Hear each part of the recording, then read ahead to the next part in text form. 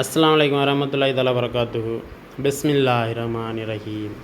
புகாரி என்னும் நூலிலிருந்து பாங்கு பற்றிய இன்றைய தொகுப்பு. இரவிலும் இருட்டிலும் பெண்கள் பள்ளிவாசலுக்கு செல்வது. ஆயிஷா ரலியல்லாஹு தஆலா அன்ஹா அவர்கள் அறிவித்தார்கள், நபி ஸல்லல்லாஹு அலைஹி வஸல்லம் அவர்கள் ஒரு நாள் இசாவை தாமதப்படுத்தினார்கள். பெண்களும் சிறுவர்களும் உறங்கிவிட்டனர் என்று உமர் ரலியல்லாஹு தஆலா அன்ஹு அவர்கள் கூறியதும் நபி ஸல்லல்லாஹு அலைஹி வஸல்லம் அவர்கள் புறப்பட்டு வந்தார்கள். இப்பூமியில் வசிப்பவர்கள் உங்களைத் தவிர வேறெவரும் இத்தொழுகையை எதிர்பார்த்திருக்கவில்லை என்றார்கள்.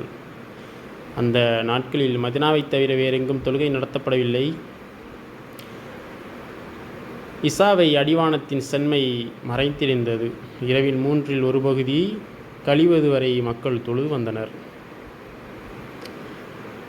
மேலும் இதை பற்றி இறைத்தூதர் ஸல்லல்லாஹு அலைஹி வஸல்லம் அவர்கள் கூறினார்கள், உங்களிடம் பெண்கள் இரவில் பள்ளிவாசலுக்கு செல்ல அனுமதி கூறினால் அவர்களுக்கு அனுமதி வழங்குங்கள் என அப்துல்லாஹ் இப்னு உமர் ரலியல்லாஹு தஆலா அன்ஹு அவர்கள் இறைத்தூதர் ஸல்லல்லாஹு அலைஹி வஸல்லம் அவர்கள் கூறியதை பற்றி அறிவிக்கிறார்கள்.